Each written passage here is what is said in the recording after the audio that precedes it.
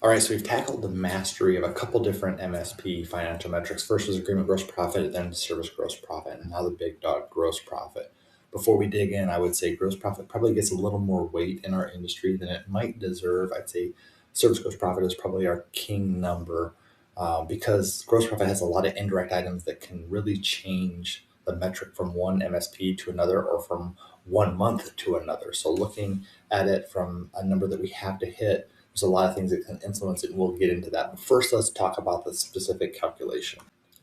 So the calculation is super simple. Gross profit is just revenue divided by cost of goods sold. Now, real quickly, the cost of goods sold items are going to be things required for delivery of service. In hardware and licensing, super straightforward. We have our buy price and our sell price. On services, it gets a little more confusing because we have to put the labor up there for the delivery of service, along with any agreement or non-agreement tools used to deliver that service.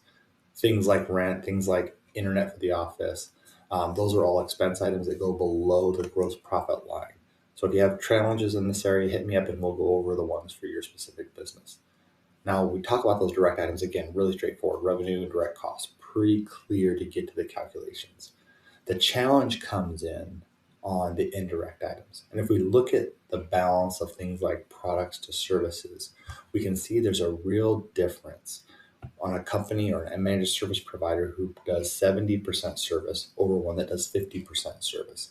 If the margins are the same on our service and the margins are the same on our product, we're going to have a different gross profit target. And so this is why it is hard to compare one MSP to another or 1 month to another. A very large hardware sale project is going to switch those numbers around, and your gross profit is going to be different month over month. So that's why service gross profit typically is a little more telling number on the quality of your company or the quality of your products and services.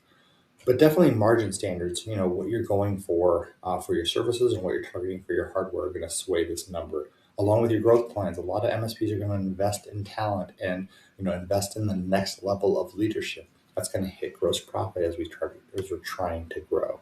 Structure and pricing from our service gross profit and the utilization alignment and standards are also going to hit things from our agreement gross profit and affect gross profit one way or another. So while setting a gross profit target is important, understanding what changes it month to month, quarter to quarter, or how your target may be different than another MSP down the street or in your peer teams. Understanding the differences and the levers that can be changed to adjust that number to fit what your targets are. That's where the mastery comes in.